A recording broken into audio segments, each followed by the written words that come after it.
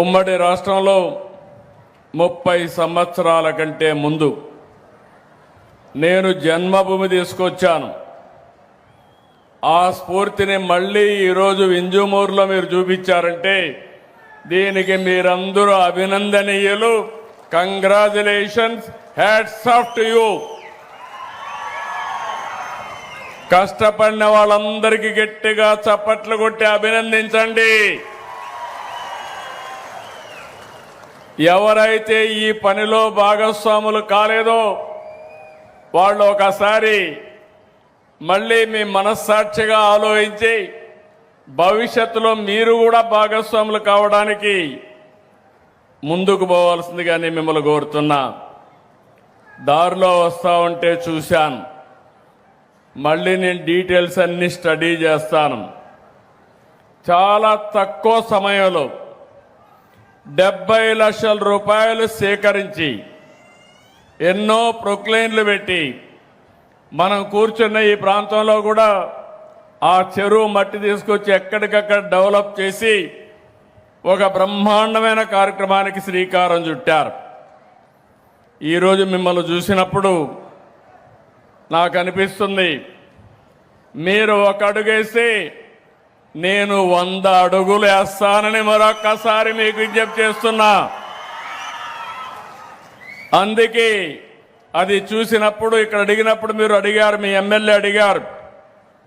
ఈరోజు మీకు హామీ ఇస్తున్నా, సోమశిల నుంచి వచ్చే కాలువ నీళ్లు 34 కోట్లు ఖర్చు అవుతుంది.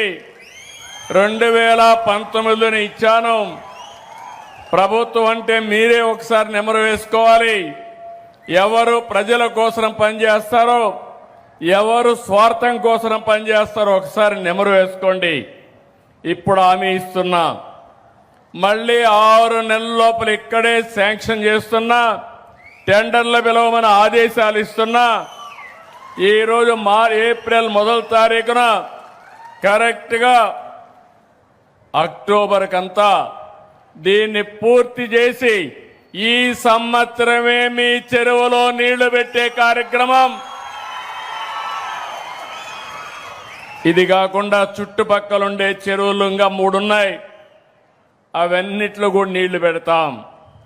ఒక్కసారి నీళ్లు వస్తే ఏ విధంగా మీ జీవితాలు మారుతాయో మీరు గుర్తుపెట్టుకోవాలి. నేను 10 సూత్రాలు పెట్టుకొని స్వర్ణాంధ్రప్రదేశ్ పోతున్నాం. అంటే నేను చాలా స్పష్టంగా వాటర్ సెక్యూరిటీ, నీటి భద్రత.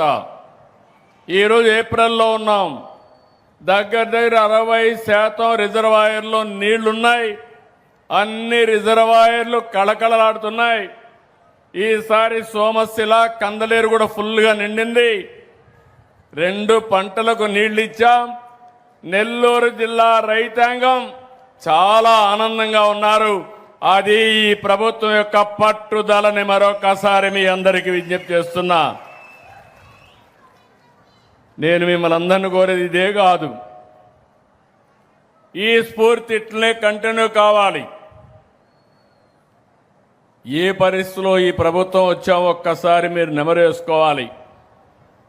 5 సంవత్సరాలు అరాచక పాలన, విధ్వంస పాలన.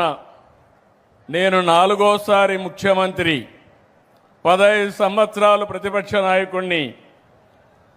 నా జీవితంలో ఇలాంటి పార్టీని, ఇలాంటి వ్యక్తిని చూడలేదంటే అతిశయోక్తి కాదని మరొకసారి మీకు విజ్ఞప్తి చేస్తున్నా.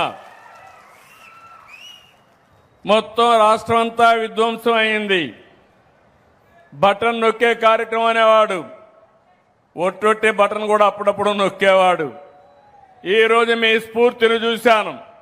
నేను ఎవరిని బలవంతం చేయలేదు. మీరు స్వచ్ఛందంగా ఇంత పెద్ద ఎత్తున వస్తున్నారంటే అది సుపరిపాలనకు నాంది, ఉదాహరణ అని చెప్పి కూడా నేను మీకు తెలియజేస్తున్నా. ఈరోజు మీ వింజమూరుకు వచ్చినప్పుడు నాకు చాలా ఆనందం. ఇక్కడి నుంచి నేరుగా ఒంటిమిట్టకి వెళ్తున్నాను. అక్కడ ఈరోజు సీతారామ కళ్యాణం కూడా జరుగుతుంది. అలాంటి శుభ సందర్భంలో నేను ఇక్కడికి వచ్చాను. రెండో విషయం కూడా మీరు గుర్తుపెట్టుకోవాలి. ఈ రోజే ఒక చరిత్ర, 3 ముక్కలాట, 3 రాజధానులు, రాష్ట్రాన్ని విధ్వంసం చేసి ఆనందం పొందారు. మొన్న కూడా నేను ఒక చట్టం తీసుకొచ్చే మునుపు కేంద్రం ఒక తీర్మానం పంపిస్తే ఇమ్మీడియట్గా చేస్తామని అడిగితే నేను మేఘాలపైన అసెంబ్లీ సమావేశం పెట్టి ఢిల్లీకి పంపించాం. అసెంబ్లీ సమావేశాలకు కూడా రాలేదు. అది ఒక రాజకీయ పార్టీ ఎట్లా ఊహిస్తారో మీరు నాకు అర్థం కాల. ఇంకా ఎవరైనా ఈ రాష్ట్రంలో వైఎస్ఆర్ కాంగ్రెస్ పార్టీ అని చెప్పుకోవాలంటే సిగ్గుపడాలి తప్ప అలాంటి పార్టీ వల్ల మనకు వచ్చే లాభం ఏమీ లేదని కూడా మరొకసారి విజ్ఞప్తి చేస్తున్నాను. ఈరోజు పార్లమెంట్లో కేంద్ర ప్రభుత్వం బిల్లు ప్రవేశపెట్టారు. రేపు రాజ్యసభకు కూడా వస్తుంది. ఇంకా రాబోయే రోజుల్లో అమరావతిని ఇంచు కూడా కదిలించలేరు. అమరావతి ప్రజా రాజధాని, అవునా కాదా? ఆంధ్రప్రదేశ్ రాష్ట్రానికి ఏకైక రాజధాని అదే అమరావతి. అమరావతి రాజధాని వాళ్ళు గట్టిగా చప్పట్లు కొట్టి మీ హర్షాన్ని, ఆమోదాన్ని తెలియజేయండి.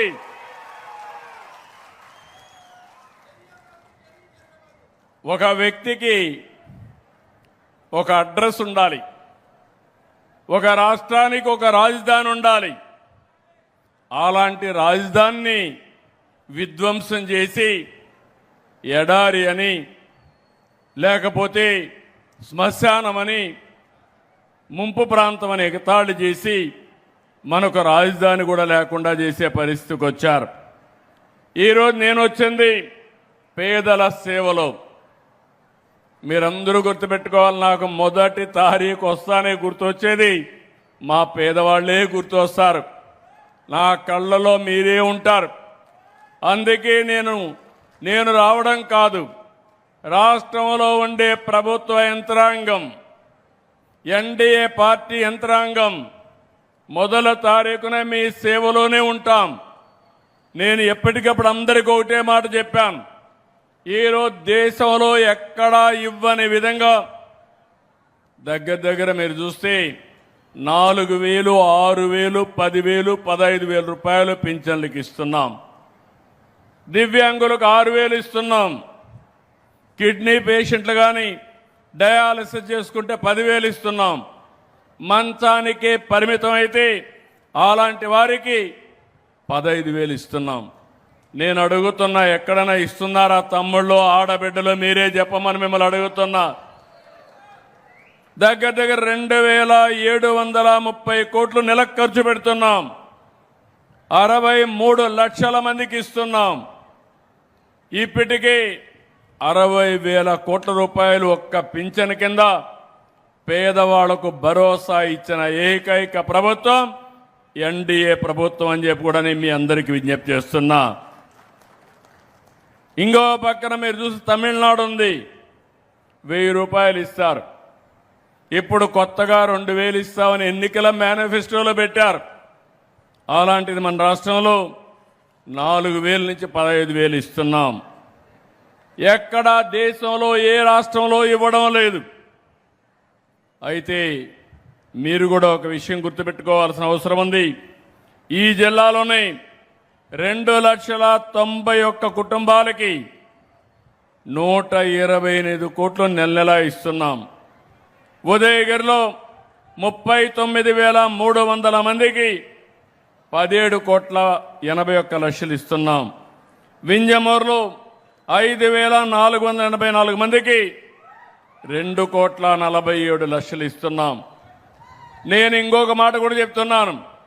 నేనేదో మొక్కుబడిగా ఇవ్వడం లేదు, గౌరవప్రదంగా ఇస్తున్నాం. మీ ఇంటికి నిద్ర లేస్తానే మీ తలుపు కొట్టి మీకు గుడ్ మార్నింగ్ చెప్పి మీ ఇంటి దగ్గరనే పింఛన్లు ఇచ్చే కార్యక్రమాన్ని ఏర్పాటు చేశాం.